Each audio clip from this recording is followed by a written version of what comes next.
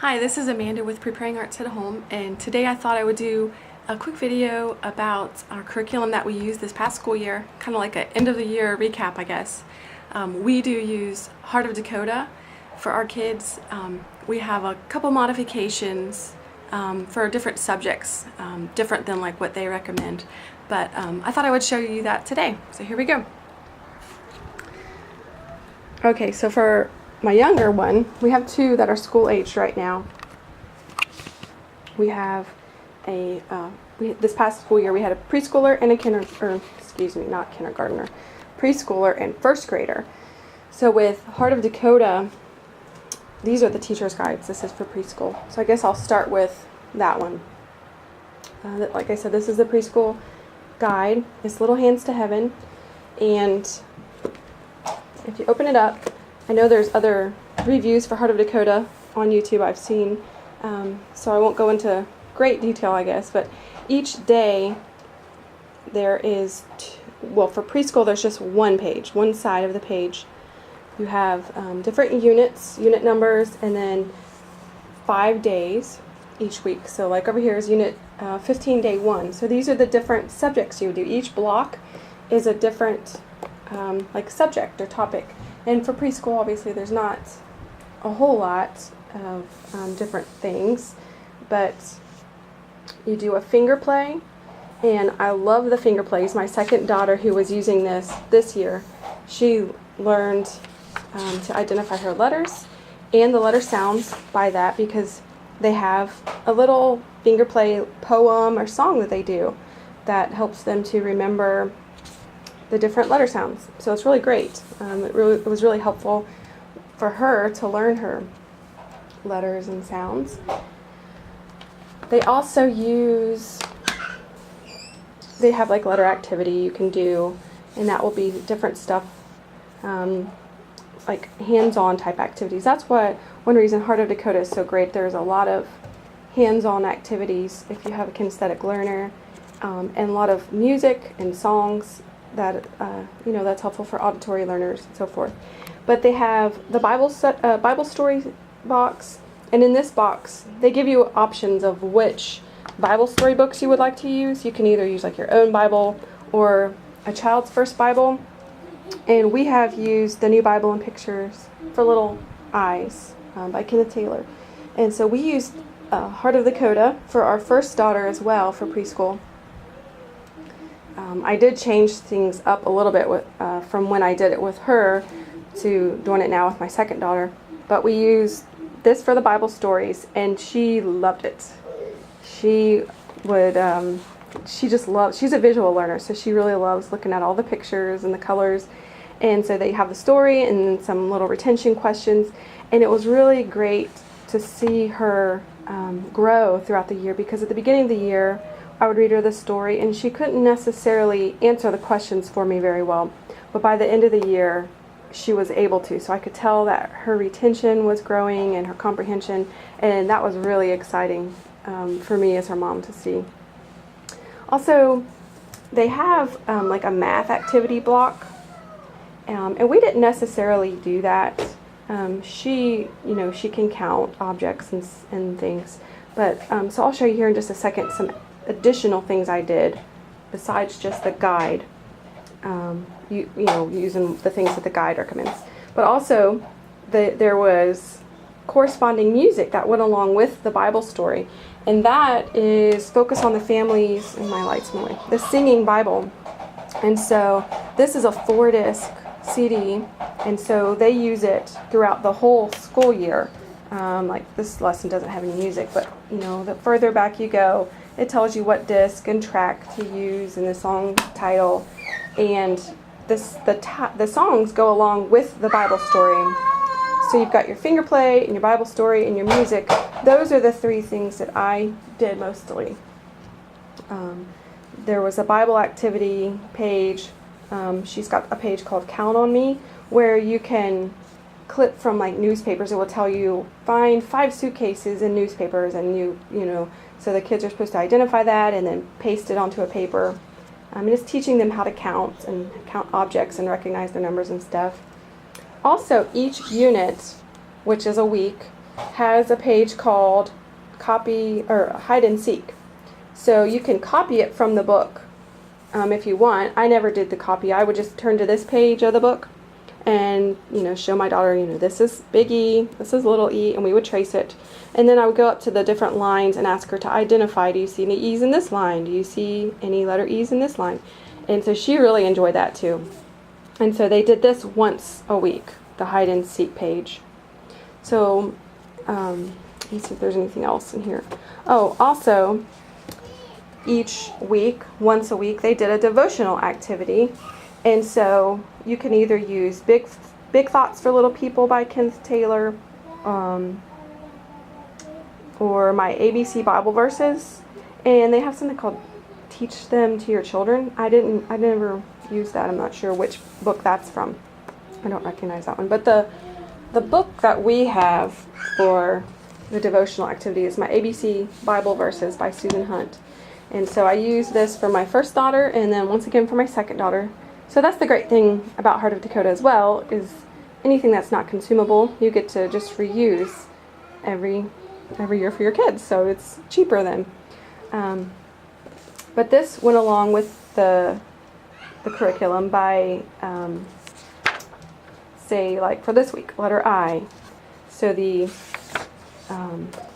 devotion you would be doing was for the letter I.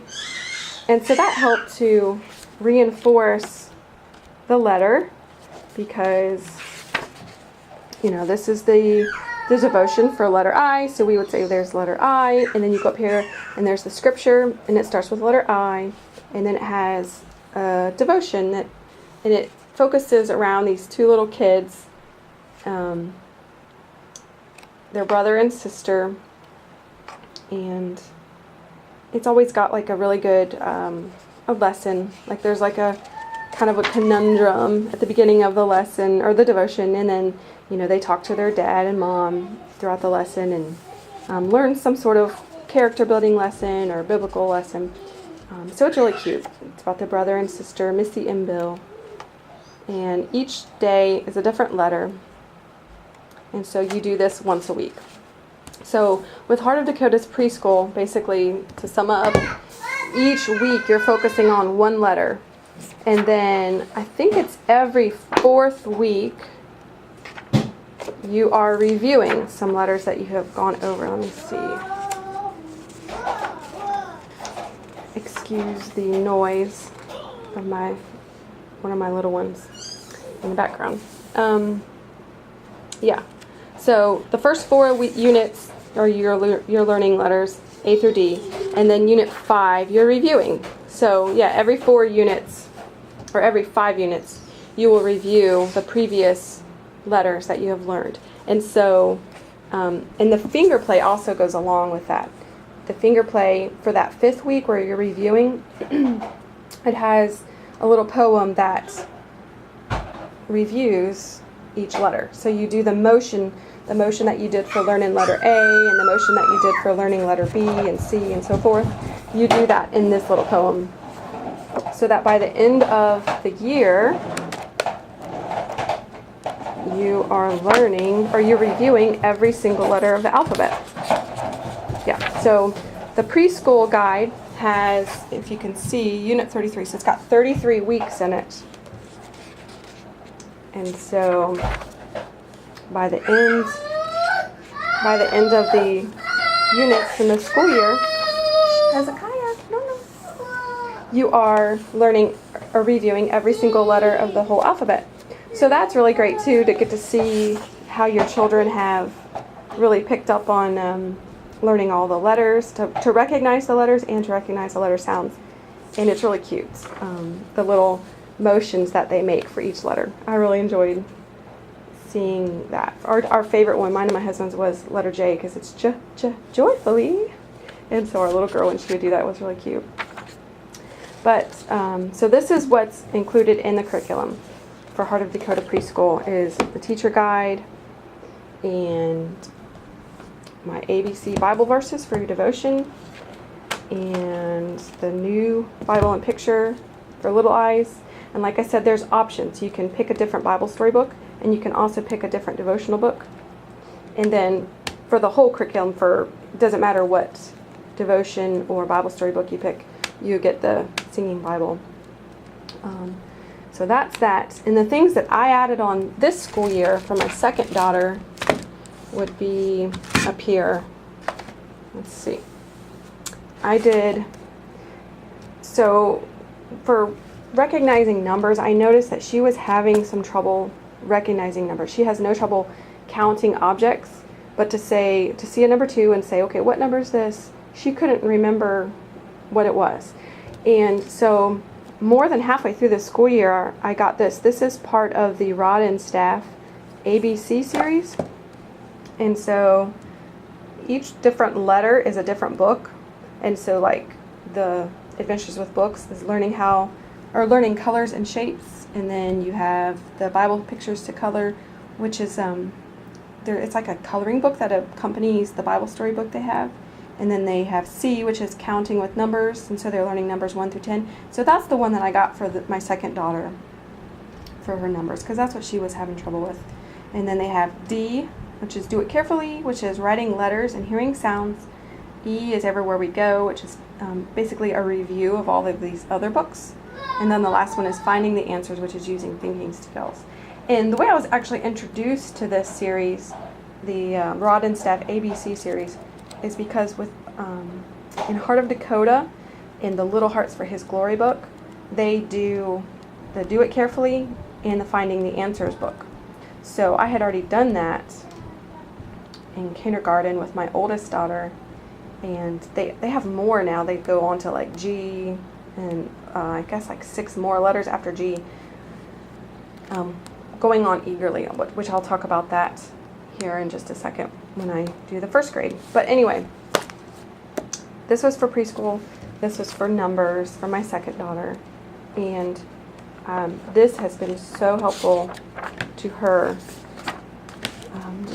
Each page got 1 letter, and it has a little poem, like number 1, to teach them what strokes they need to make number 1. It says a straight line down and then you're done. This is how to make a 1. So every number has a little poem like that. It's kind of descriptive of what they need to do to write that number.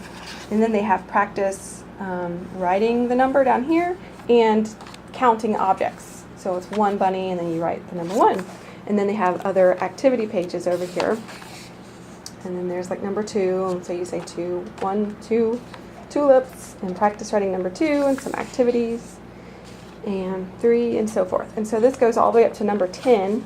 And since we started it really late in the school year, we haven't finished it yet because I don't do it with her every day. I'm of the mindset that when they're really young, they don't need to be just overloaded to make them burn out of school and not enjoy themselves anymore. So I want her to enjoy herself, and I want her to feel a sense of accomplishment and not feel like, oh no, I don't want to do this again. So anyway, we started out the school year with to try to learn shapes and colors. She already knows her colors, but she didn't really know her shapes. So I had this set of flashcards. And so, as you can see on the box, I won't take them out, but it's got the shapes and the colors. And there's different shapes, different colors. I don't know how many there are. Let's see. I'm not sure. 9 different colors and 9 different shapes. So she did learn her shapes by using these flashcards really well. Because before preschool age, I didn't, we talk about colors and we count things and stuff, but I don't necessarily try to teach the shapes.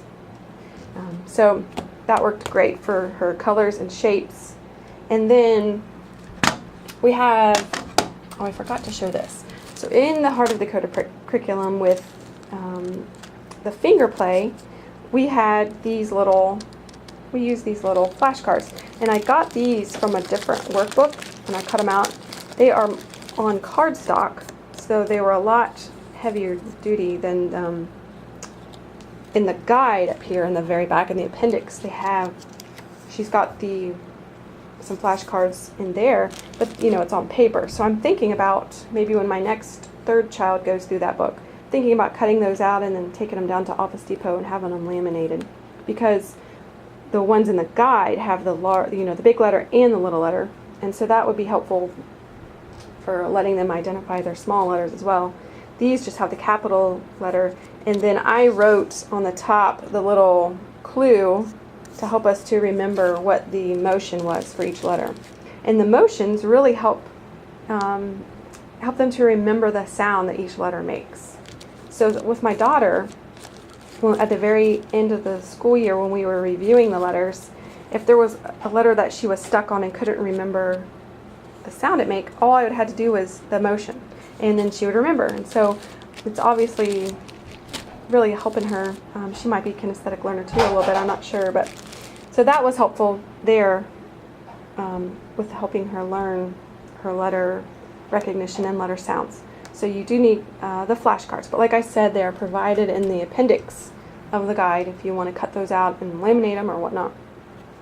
But also, we learned, while we were learning the letters in the book, I would have her sometimes write them on this little slate board. Now, we got this slate board when my oldest was in preschool because for her, I had an actual handwriting curriculum. I used Handwriting Without Tears, and I didn't just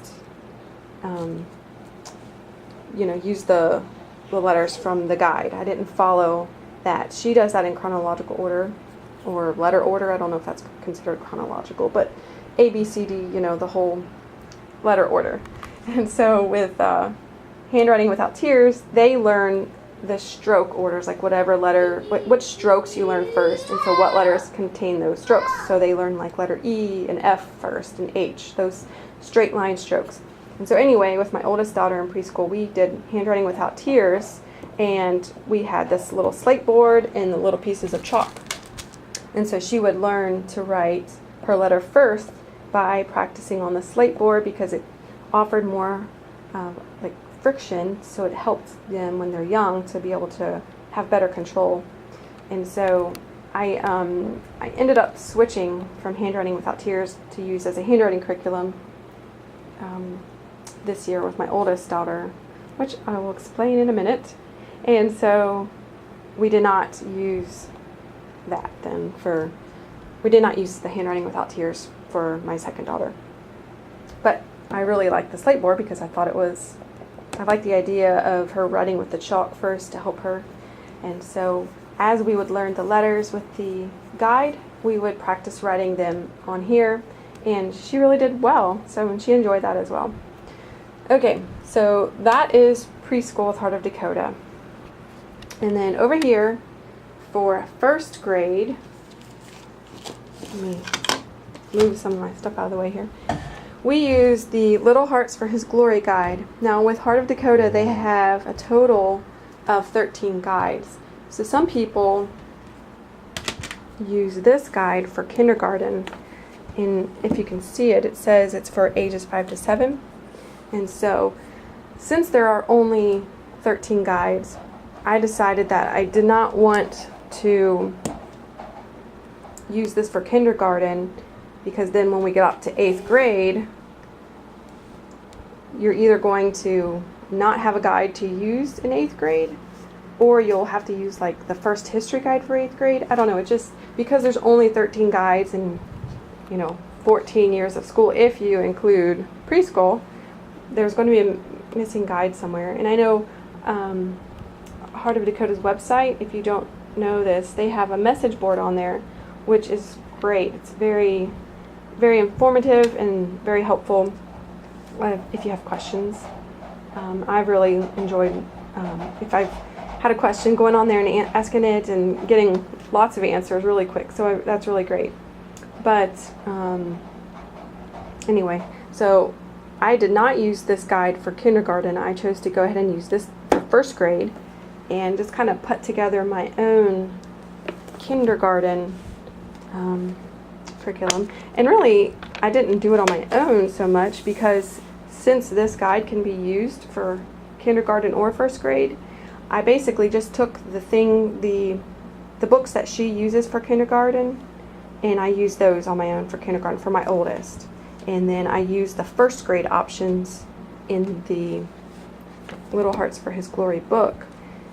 I used the first grade options, and then it allowed me to, have the kindergarten and first grade and be able to use the guide just for first grade. And the reason that's important is because in the guide, she tells you, she's got the pages you're supposed to read, and then she's got a key idea and different activities that you can do.